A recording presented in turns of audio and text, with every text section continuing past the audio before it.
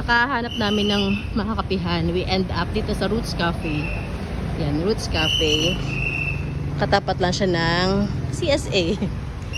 Kape tayo, kape.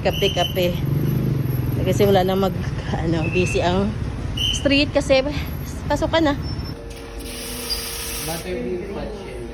Yes, 70. Init pa po pa natin, ma'am. Ah, yes, please. 320 pesos. Coffee and the butter beer.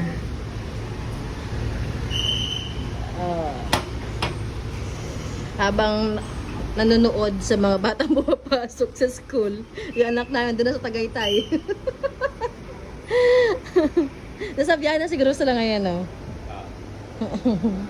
Kape muna ang mga magulang. Takas date, ang tawag dito. Date muna habang walang anak.